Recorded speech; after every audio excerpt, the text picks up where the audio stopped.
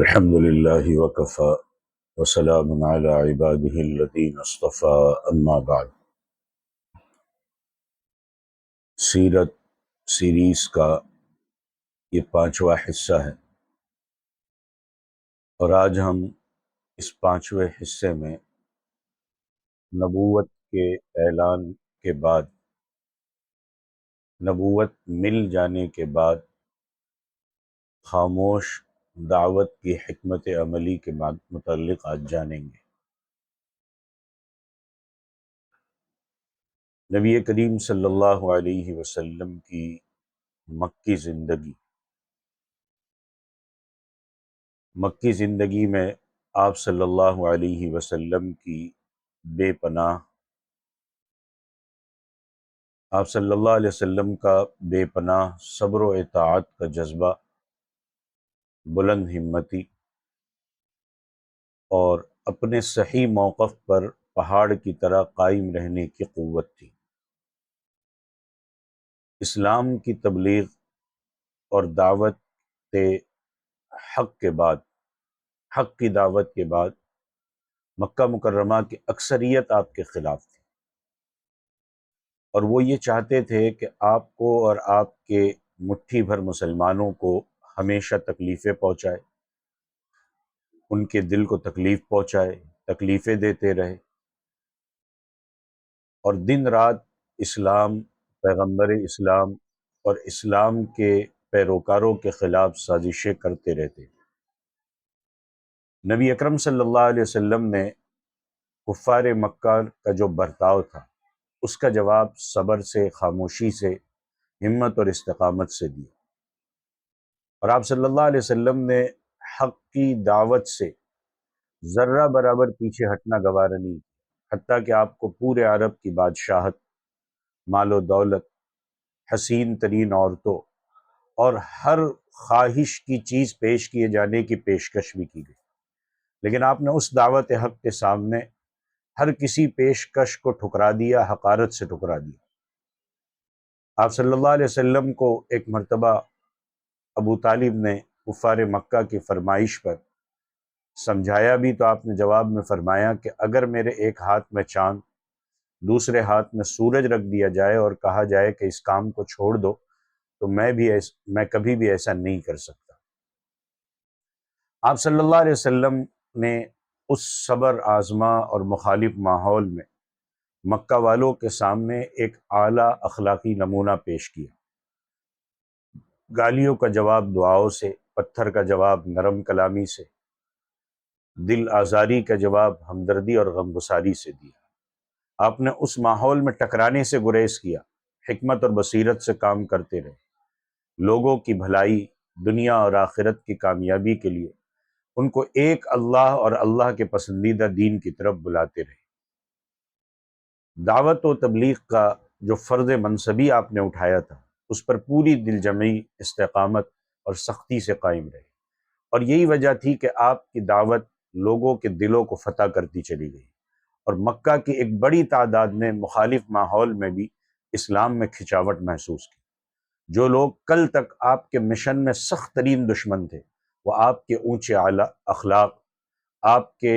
حق کی دعوت کی گرمی سے پگھل کر پانی پانی ہو جاتے اور ایمان والوں کے حلقوں میں شامل ہو جاتے۔ رسول اللہ صلی اللہ علیہ وسلم اللہ کی طرف دعوت دینے کے لیے اٹھے۔ آپ کی قوم چونکہ جفاکار تھی، بت پرستی اس کا دین تھا، باپ دادا کے روش پر چلنا اس کی دلیل تھی، غرور اور تکبر اور انکار اس کے اخلاق تھے۔ اس کے علاوہ وہ جزیرۃ العرب میں دینی پیشوا بن چکی تھی، اس لیے اس کیفیت کو سامنے رکھ کر حکمت کا تقاضا یہ تھا کہ پہل دعوت و تبلیغ کا کام چھپ کر پس پردہ انجام دیا جائے، تاکہ اہل مکہ کے سامنے اچانک ایک ہیجان خیز صورتحال نہ آئے۔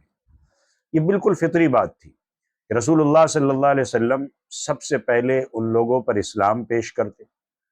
جن سے آپ کا سب سے بڑا گہرا ربط و تعلق تھا، یعنی اپنے گھر کے لوگوں اور دوستوں پر۔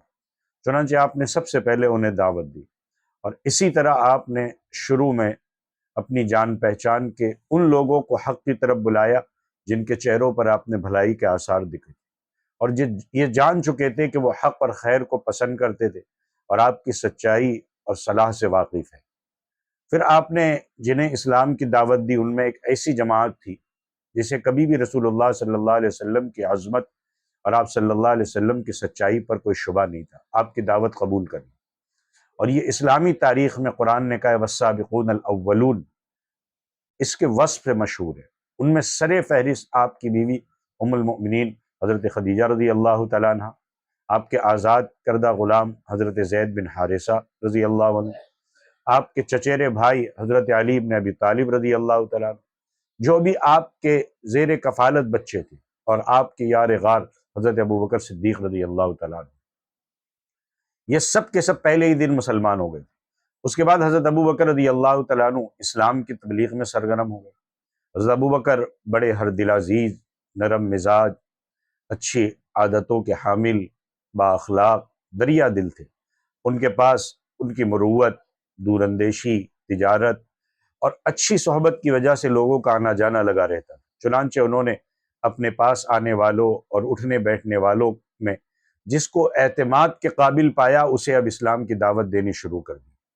اور ان کی کوشش سے حضرت عثمان، حضرت زبیر، حضرت عبد الرحمن ابن عوف، حضرت سعد بن ابی وقاص، حضرت طلحہ بن عبید اللہ رضوان اللہ علیہم اجمعین مسلمان ہوئے، اور یہ اسلام کا ہراول دستہ ہے۔ ان کے بعد امین امت حضرت ابو عبیدہ عامر بن جراح، ابو سلمہ بن عبد الاسد مخزومی، ان کی بیوی ام سلمہ، ارقم بن ابو الارقم مخزومی، عثمان ابن مظعوم، ان کے دونوں بھائی قدامہ اور عبداللہ، عبیدہ بن حارث، سعید بن زید، ان کی بیوی حضرت عمر کی بہن فاطمہ بنت خطاب اور خباب بن ارد تمیمی، جعفر ابن ابی طالب، ان کی بیوی اسماء بنت عمیس، خالد بن سعید، ان کی بیوی امینہ بنت خلف، ان کے بھائی عمرو بن سعید بن عاص، حاتب بن حارث حجمی، ان کی بیوی فاطمہ بنت مجلل، ان کے بھائی حطاب بن حارث، ان کی بیوی فقیہہ، ان کے ایک اور بھائی معمر بن حارث، مطلب بن اظہر، ان کی بیوی رملہ اور نعیم بن عبداللہ، یہ مسلمان ہوئے۔ یہ سب قبیلے قریش کے الگ الگ خاندانوں اور شاخوں سے تعلق رکھتے تھے۔ قریش کے باہر سے جو لوگ پہلے اسلام میں داخل ہوئے ان میں سے کچھ نام یہ ہے: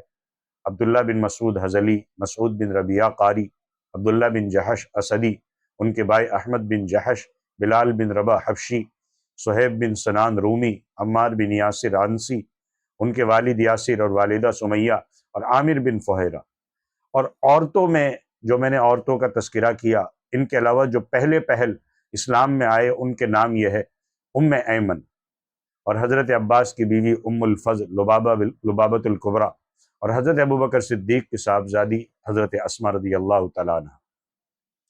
یہ سب سابقین اولین کے لقب سے معروف ہے۔